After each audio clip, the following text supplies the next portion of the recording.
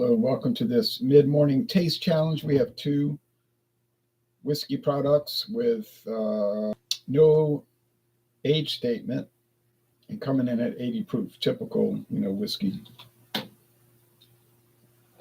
level in America. This is, yes, it has been around since 1836. Well, J.W. Dant has, not the Charcoal Perfected. This is J.W. Dant Charcoal Perfected. Old style blended whiskey with natural flavors and caramel color.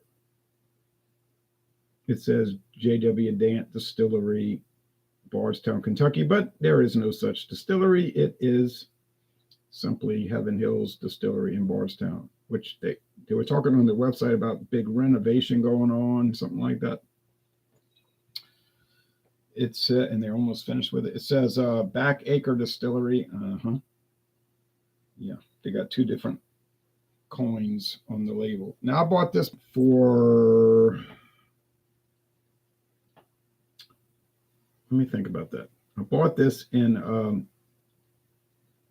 Pascagoula, Mississippi at a liquor store. I could tell you where it is, but I'd have to go research it a little bit, but it's easy to find. I seriously doubt any viewers are interested in finding that liquor store, but I know where it is. It's a pretty nice store. And I went to see Jean-Pierre when he used to live in Mobile, and we met up in Pascagoula and went liquor shopping, beer shopping, and then we went on a nature trail and a national wildlife refuge. He thought it was spooky going in there. Nice trail, went for a long way. He was saying, I'm scared there's going to, get attacked by some wild animal like a bobcat or something. I said, well, seriously doubt that's going to be a problem, but see if this will focus again. He wasn't too comfortable going in there. So there it is. Been around over 60 years. Apparently, it used to be a pure whiskey blend, but now they add grain spirits. Maybe, but I can show that that's probably not true, and I'll tell you why in a minute. But anyway, they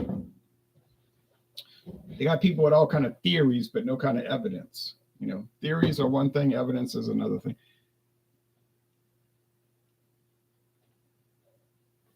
I can't see without my glasses. Anti-Ping. Okay, says good morning. Good morning to you. Okay, now here's the competitor, Calvert Extra.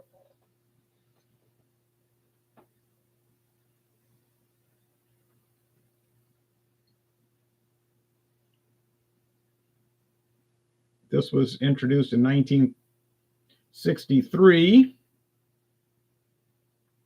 in Maryland by the Seagram's Company.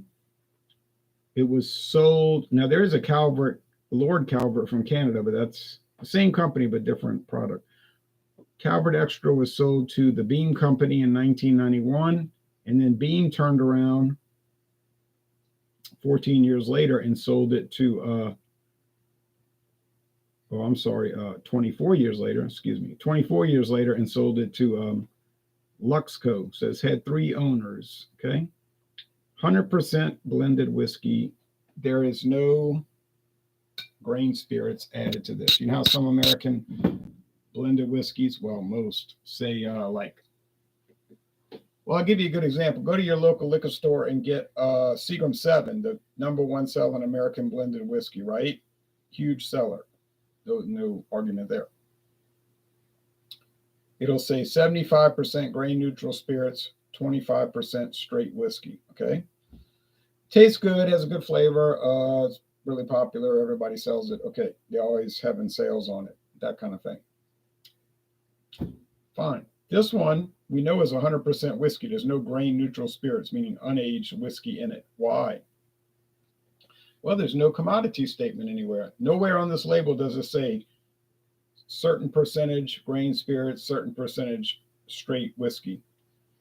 And that's a requirement. If you add grain spirits, you could do that. That's not an issue. That's allowed. That's been allowed since Adam and Eve days, basically. But you got to put it on the bottle label. You got to state it on the label. If you don't state it, it better be 100% whiskey, which this is. This is an old bottle because this product was from the Beam days. It says on the back, Claremont in Frankfort, Kentucky. That's Jim Beam Company, 91 to 2015. Okay. I found this old grungy bottle. It was really disgusting when I found it. It was covered with grime and dust. It was terrible. Most people wouldn't buy it, which is why it was still on the shelf. Not even in the liquor section. It was like somebody set it there. Don't ask me why. I brought it to the counter. They scanned it, $8.99. I said, I'll buy it. I knew I could come home and clean it with soap and very warm water, nearly hot water. And I did, and it came out all right for a 30-year-old bottle. This one was, I think this was like a crazy price, like $6.99. I'm not joking. I know where to find it in Metairie, the big handle bottles. But I don't want to whole handle it. But I was in Pascagoula at that liquor store, and they had it for so cheap. And I was like, oh, yeah, I've been hearing about this product for years. Charcoal Perfected, which I guess they're doing like Jim Beam. I mean, like Jack Daniels and dripping it through charcoal. Not that rare thing, but Jack Daniels makes it sound like it's rare, But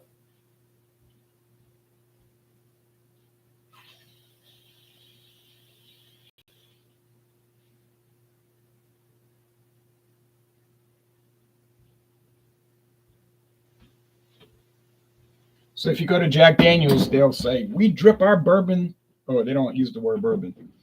We drip our whiskey through charcoal. And they make a big production out of it and they emphasize it, which is fine. I don't take any issue with it. But that's not really that rare, and make it sound like it's something so extraordinary. I've been doing it for years, filtering whiskey through charcoal. But even beer, I used to buy Old English 800 brand malt liquor. In the 90s, I'll still buy it now sometimes, but in the 90s, it would say on the can or the bottle label, it would say charcoal filtered. Couldn't figure that out. I said charcoal filtered. But after Miller bought it in 2001, you never saw that on the label again. Barbara Peanut says, hey guys, hello Barbara Peanuts. You do the duo reviews, right? The man and woman, male and female reviews, husband and wife reviews. Those are good. Mr. R says, morning to you. All right, so here's the story on this. These guys on the internet, there's a lot of guys on the internet, probably mean well. They're claiming that this is now a blend with grain spirits, that it's like 80% grain spirits, a filler whiskey, which is allowed, legal. There's one little problem. They can't back that up. There's no commodity statement anywhere on this bottle. There's nothing on this bottle that says 80%, 75% grain spirits. No, it doesn't say that. It just says blended whiskey with natural flavors and caramel color.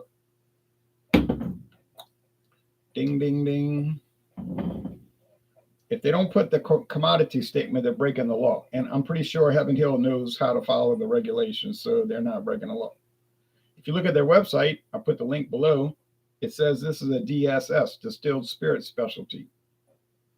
Now, why would it be a distilled spirit specialty and not just a whiskey?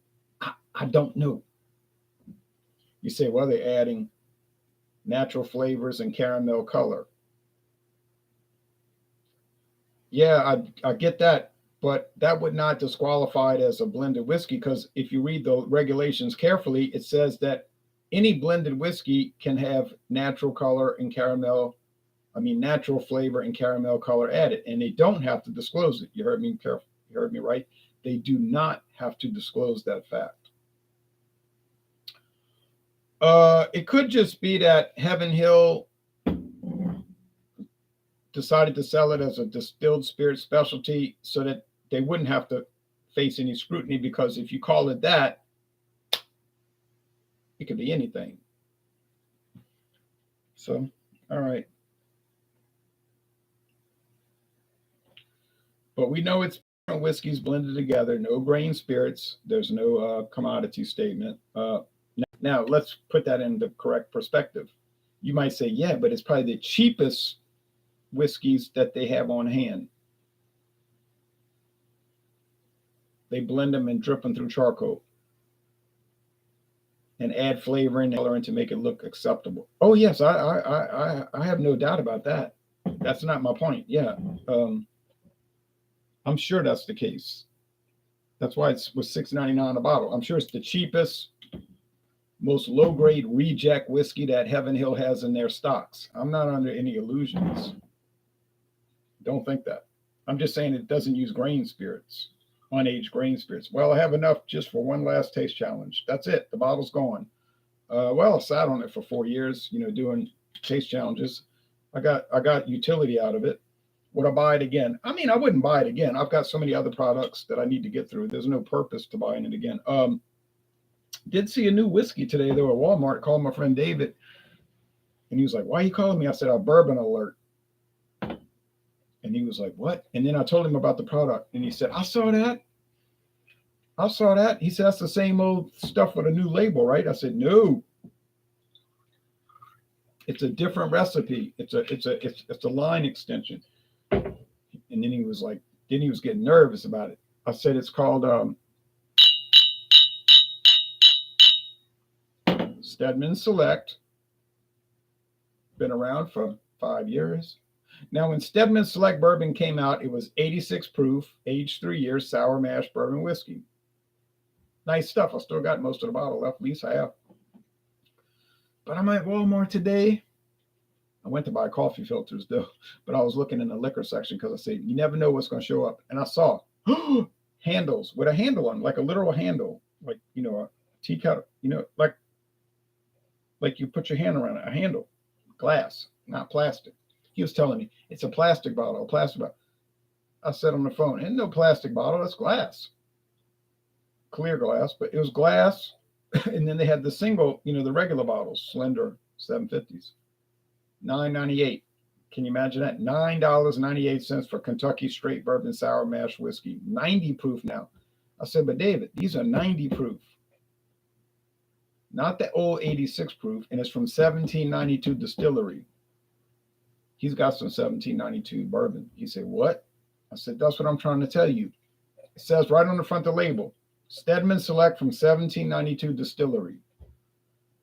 And then he said, well, they probably just trying to sell a cheap bourbon and put the 1792 name on it. I said, well, that's exactly what they're doing.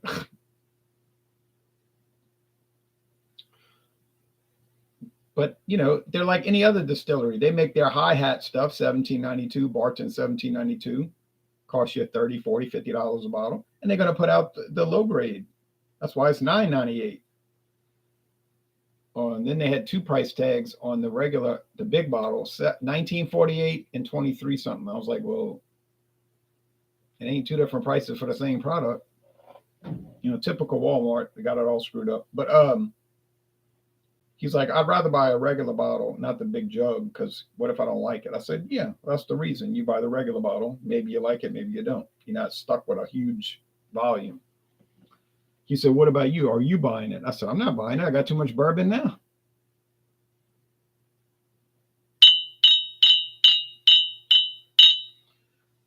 But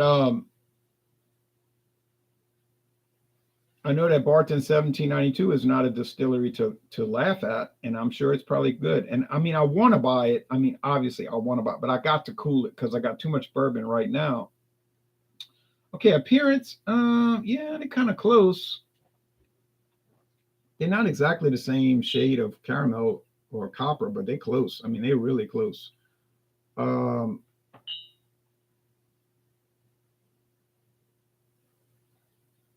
the internet, on video, they probably look about the same. Yeah, they do look the same.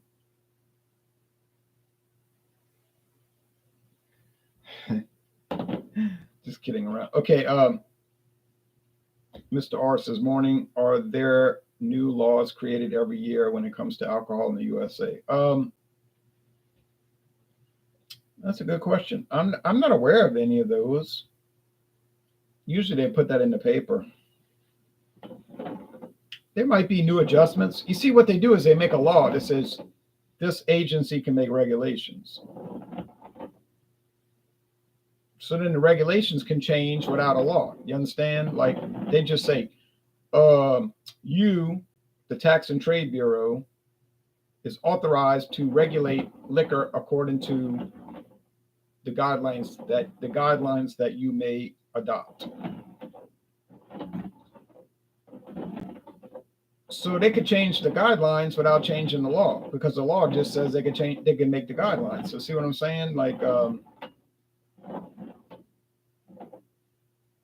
but I think they do have to follow the law. I mean, they obviously have to follow the law. So because if you look at the U.S. codes, and it's right there on the internet, they got it all listed. U.S. government gov.gov. They've got the code for bourbon, and the code for bourbon is specific. It's not malleable.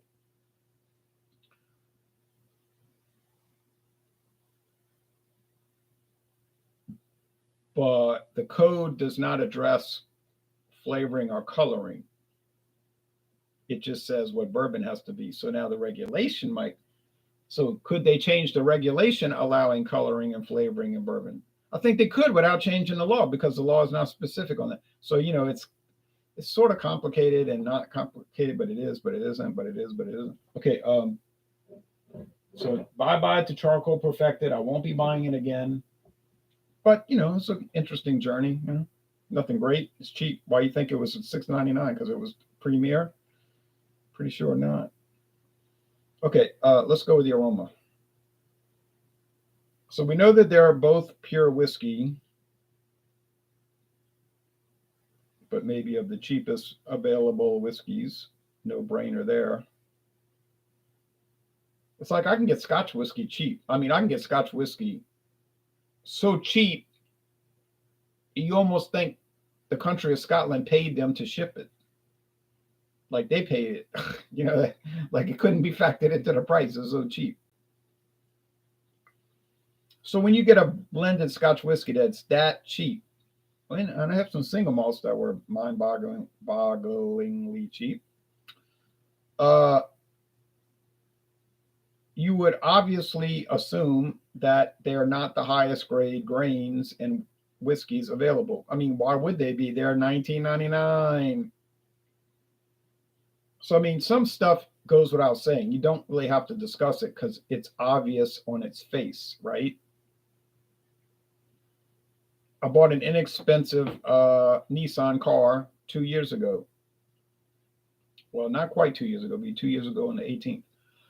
Was that the best you could buy from Nissan? Yeah, sure. That's why it was $18,050 because it was the best. You know what I'm saying? Like that's like only a fool would think that. But so far it's been really good. I mean, that car's been dynamite. Not perfect. It's not perfect. There are negatives associated with it, but it's nearly perfect for me.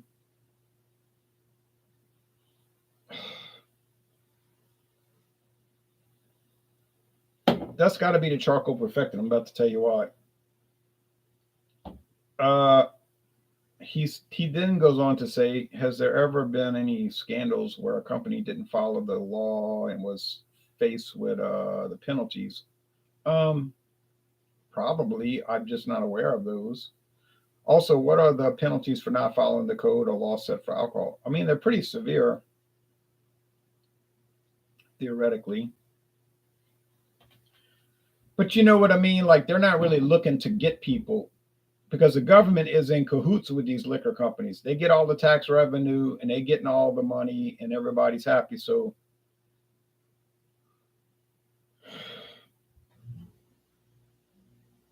that basically it's an agreement. Like you don't try to defraud people and we won't come on you. We're not on your back. And it's like, why make trouble? But I guess they've had times where they tried to flood it, But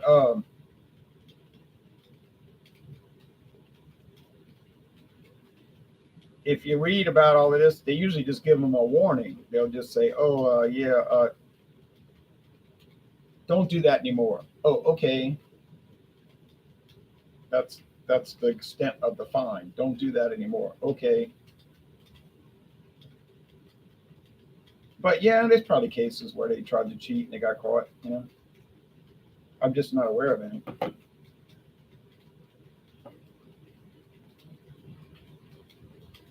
This one has much more aroma. There's a bounty of sweetness and grain and like flavors, which I can't quite delineate. Over here, it's just like neutrality. I don't mean like Switzerland not taking sides. I mean like there's nothing there. It's just like you smell it and it's like, where's the aroma? Which is leading me to think it's the Dant. Was Dant ever a real liquor company? It was. It actually was a real liquor company. But like so many, they got bought out years ago, a long time ago. It's one of the oldest liquor companies in the U.S. Been around since 1836. In theory, you know what I mean. In theory, the name's been around. The actual independent company probably went bye-bye in 1919 with the onset of Prohibition. A lot of companies just sold out.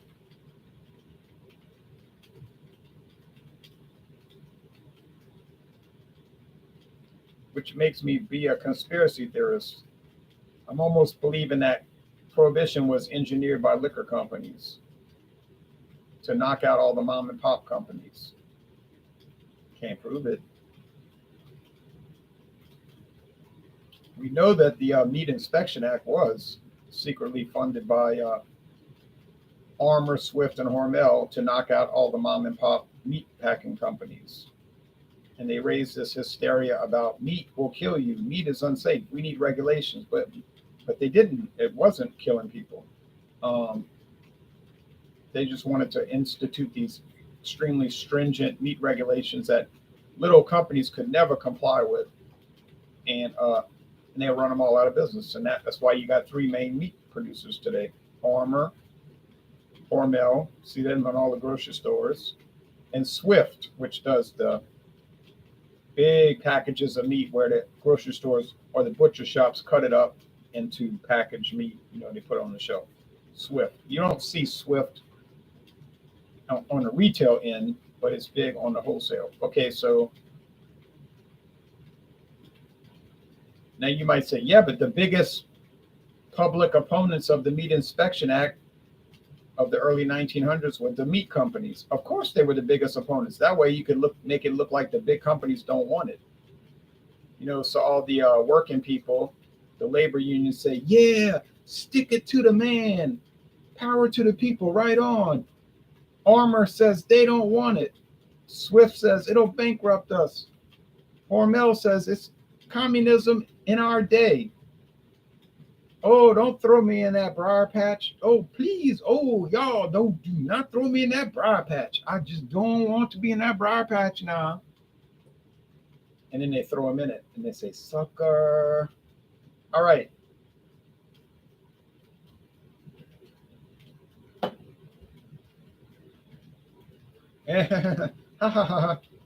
There's deep cherry flavor here.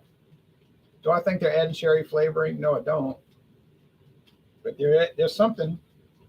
I never tasted a whiskey like this before. I don't know what it is. I don't know where it comes from. It doesn't say it's Kentucky whiskey. It says American whiskey. It could be literally from anywhere in America, and it tastes strange, but it tastes good. You see, a product can taste strange and good at the same time. Calvert Extra is strange, but it's good, and you can't get it. If you go to the store and you see this, you better buy it because the chances are you'll never see it. You say, I saw Calvert Extra right there the other day. It's a different label. Yeah, because you got the new Calvert Extra from Luxco. And I would tell you to examine that label carefully. Does it say 70% grain spirits? And you're looking, oh yeah, 70% grain spirits, 30% straight whiskey. Yeah, you got the new one. You don't have this. Yeah, this was gone. Can't get this. I got it for $8.99. Thanks. All right. I'll never see it again. It's not the best flavor, but it's interesting. It's unusual, and it tastes very beany. Very beamy, right? What I mean, it has a lot of characters that I would associate with Jim Beam bourbon. That green wood, that cellar mold. I don't know what's in it. You're never going to find out. But I have a very strong suspicion that it is inferior, non acceptable Jim Beam products that they weren't about to waste, and might have been other bourbons that they bought on the wholesale auction market for cut rate prices, and they put it in a bottle and said some old dummy will buy it, like me. In 1995, it was probably $8.99 a bottle, and it's still $8.99 a bottle. There's no market for it, basically. Do you ever see Calvert Extra around? You don't really. It lurks. It's more of a product that's not on the shelves. It lurks in the liquor stores. You know what I'm saying? It's one of those products you'll see lurking in the dark corners of America's cities. But be that as it may, it still tastes pretty good. And I'm sure the modern one tastes good if I revisited it. I did try it at John and Nilly's house, but only once. So, and we had done a lot of beer reviews previous to that. So you have to take that into account. Things get a little shaky after a while.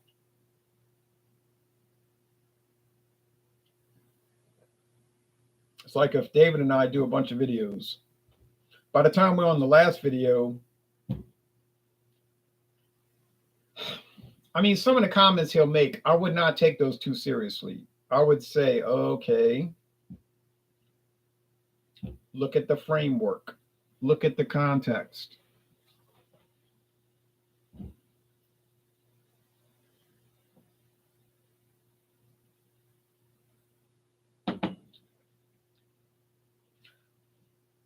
This has some very Heaven Hill-esque qualities. Nuttiness. That's a Heaven Hill calling card, nuttiness. Pecan oil, walnut oil. Sure, it's nothing like that. But there is natural flavoring added of some sort, and it does have a nutty character. Could they be using natural walnut flavoring or peanut extract or something like that?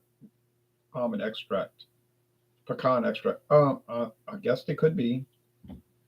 Certainly has that character. The caramel coloring wouldn't add flavoring to it because it's a neutral flavor. It just adds color, that brown color. Is it a fabulous product? It's fabulously bland. It's everything you would expect for a $6.99 bottle. Now, I'm pretty sure you know how to interpret that.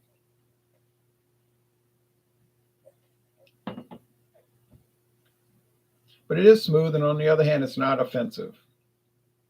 It's not anything I'd be looking for, and in fact, I was not looking for it. It's not anything I would try to run down, and it's nothing I would repurchase. But that's if I didn't see the white label or the black label. Now, if I see a white label, I'm going to buy it because it's a different product. I think it's Kentucky straight bourbon, like aged 3 years. If I see the black label, I'm definitely going to buy it because I think it's Kentucky straight bourbon, extra age, and it's like 90 proof. So yeah, but I'm not expecting to see that. But then I get a lot of surprises in my liquor shopping, in my beer shopping, liquor shopping. I get a lot of shocks, a lot of shocking in the shopping.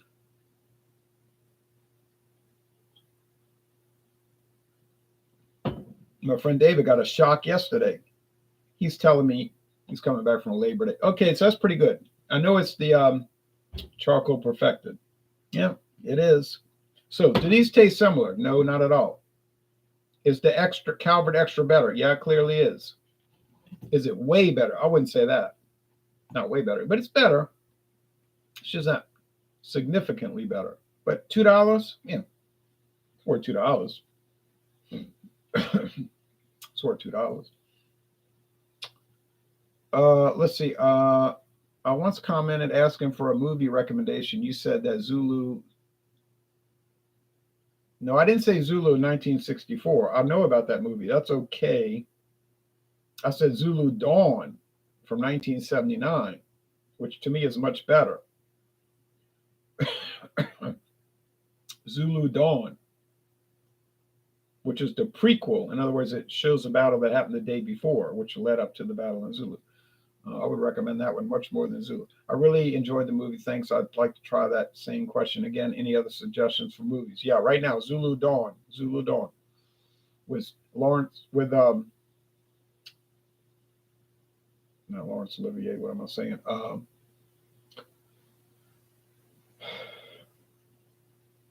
Not PJ Souls.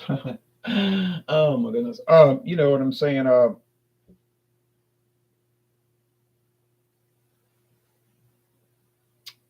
lot of famous actors. Can't think of their names right now, but if you see the movie, you'd be like, oh, I recognize everybody in this movie. You would.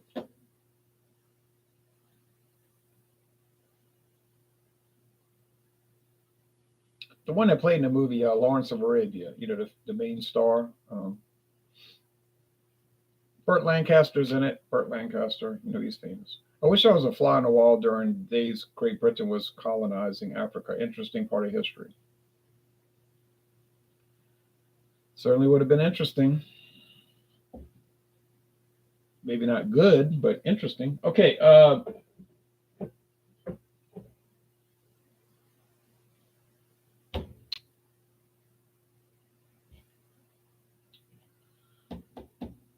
Um, so if you watch Zulu Dawn, let me know what you thought about it. It's a great movie, I think. Um,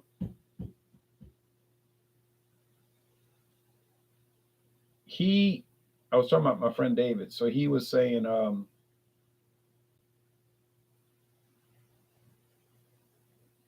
trying to think what the story was. But we were saying, I lost my thought.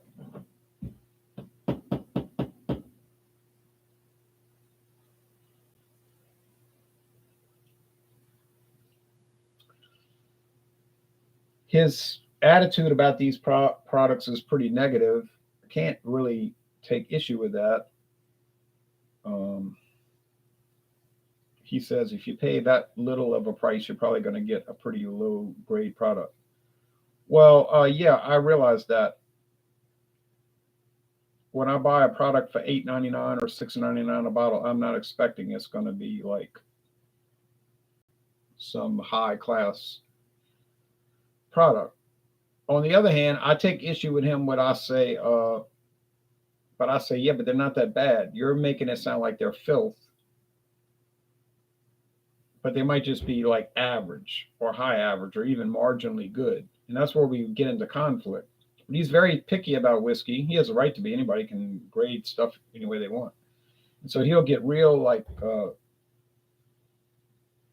almost militant about it. But last night he sent me an email saying, I'm drinking White Horse. I said, a White Horse, that's a good choice. That's a famous blended whiskey from the 1890s. I said, I called him later. I said, oh, you drank that White Horse, huh? He said, yeah, I had two of them, two servings. I said, uh-oh. And he said, why you say uh-oh? I said, well, I mean, two, you know, that's a little much. But anyway, so, yeah, that's it. Charcoal filtered, charcoal perfected. That's it. It's gone. No more. You'll never see it again on this channel unless somebody gives me a bottle. Well, yeah, I'd show it again then. But yeah, it is what it is. But what it is not too bad. But it's gone now, and that's it. I'll probably never mention it again. Calvert Extra. Well, you can see I've got a lot left of that. 80% of the bottle. Well, yeah, maybe 75% of the bottle. Goes fast, but I think it's going to do great against all these blends that I've got. They're not that terrific. Seagram 7 Crown, that'll be a showdown. That'll be a battle. That will be a battle. I would give the advantage to Seagram 7 because it doesn't have that such an unusual flavor. But yeah, it'll be a good challenge. Then we'll be on the Canadian whiskey. And that's where I probably won't get too many views. People will be like, Canadian whiskey, oh, no thanks. But I know some people like Canadian whiskey. Well, like my friend David was on the phone last night saying, that stuff's so sweet. It's so sweet. I don't necessarily agree with that, but he does not like Canadian whiskey. But I know other people that love it. Like that's all they drink. All right. Well, thanks everybody. Bye bye.